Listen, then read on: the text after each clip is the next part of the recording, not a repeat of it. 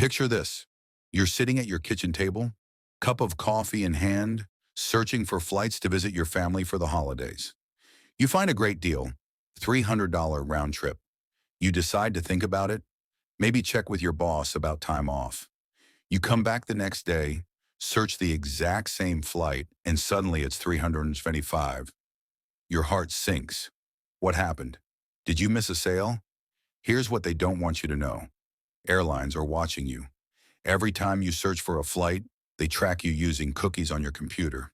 They see you're interested in that route, and they jack up the prices hoping you'll panic and book before they go even higher. It's like a game of chicken, except you didn't even know you were playing. But there's a simple trick to beat them at their own game. Open an incognito or private window in your browser. This stops the cookies from tracking you. When you search in incognito mode, the airline's website thinks you're a brand new customer looking for the first time. Like magic, those lower prices often reappear. I saved $78 last month on a flight to Chicago using this trick alone. Timing matters too. Airlines adjust their prices on a schedule. The sweet spot for booking is usually Tuesday or Wednesday, between 6 and 8 weeks before your trip. Studies show this can save you up to 25% compared to booking on weekends or last minute. That's $75 saved on a $300 flight just by clicking book on the right day. But here's the juiciest secret the airlines hate. It's called hidden city ticketing. Sometimes a flight from New York to Chicago is $400, but a flight from New York to Milwaukee with a layover in Chicago is only $250. If Chicago is where you actually want to go, you could book the cheaper flight and just walk out of the airport during the layover. Never check bags with this trick, since they'll go to the final destination without you. Major airlines are so upset about this hack that some have even threatened to ban passengers who use it often. But it's not against the law, just against their rules.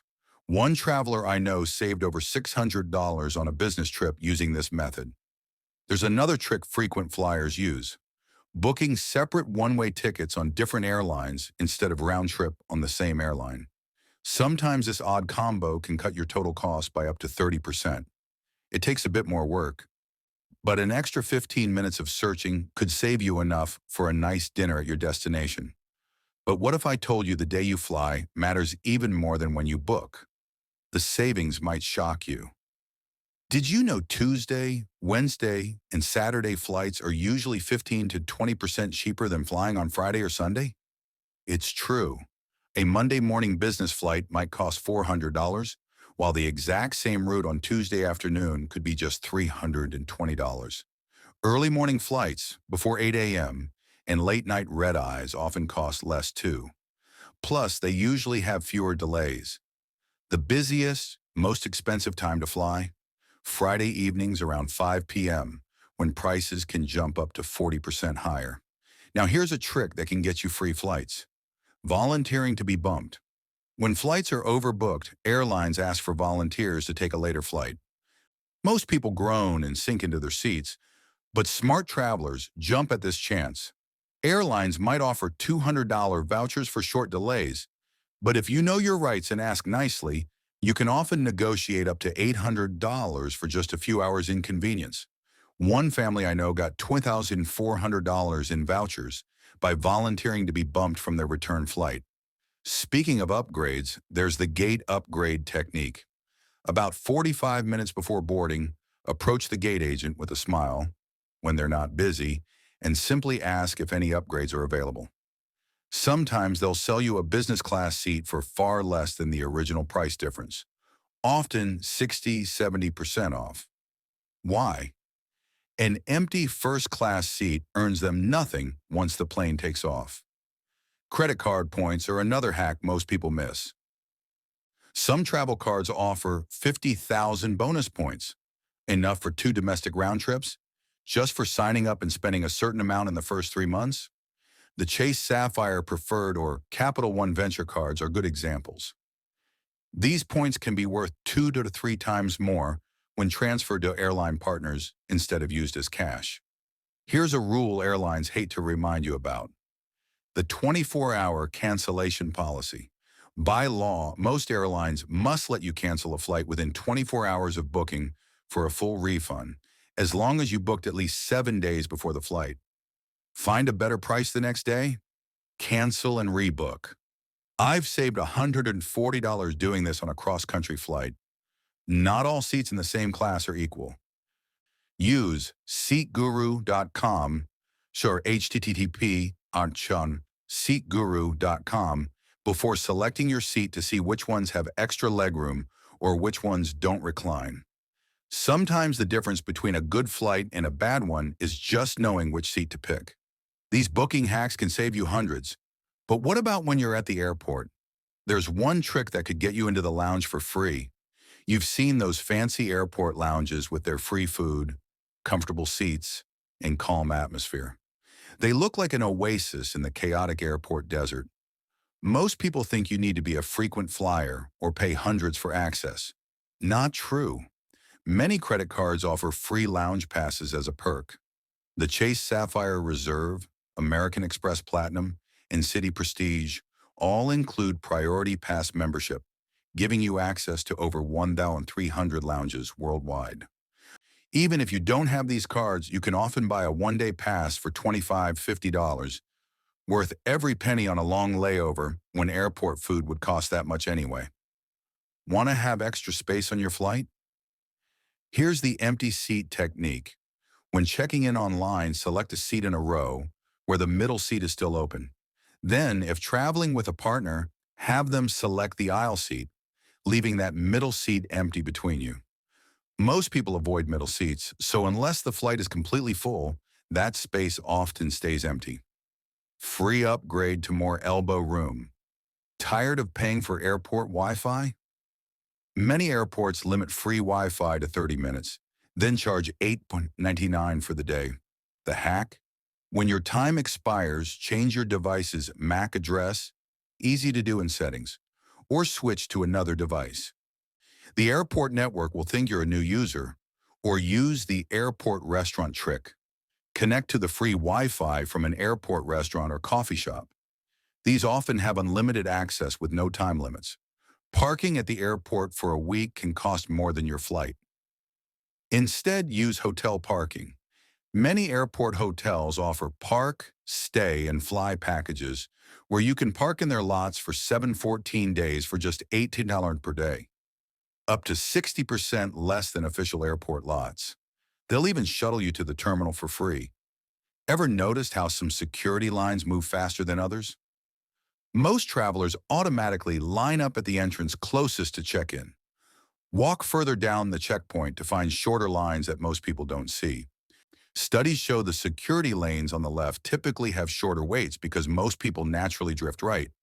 This simple direction change can save you 15 minutes during busy times. Need to charge your devices? Skip the crowded charging stations. Instead, look for unused outlets near gates that aren't currently boarding. Another power hack: many airports have outlets hidden under seats or built into furniture. One more secret: TV monitors in waiting areas often have USB ports on the back or sides that you can use to charge your phone. Once you're on the plane, most people think they're stuck with whatever seat they booked. But what if there's a way to get better seats even after takeoff? The boarding door closes and the flight attendant announces, "We've now completed boarding." This is your moment to make a move. Look around for any empty rows or better seats. Once the door is closed, you can usually change seats without asking permission. The best time to switch? Right after the safety demonstration, before the plane starts moving. Just gather your belongings quickly and move with confidence. Flight attendants rarely stop passengers from moving to empty economy seats, especially if you're moving to a middle seat that no one wants. Want free entertainment on any flight? Many airlines have dropped built-in screens, expecting you to use your own device. The secret? Download the airline's app before your flight. Most carriers offer free streaming of movies and shows to your phone or tablet, even on planes without screens. No app? Pack a portable battery pack under $100 for longer flights.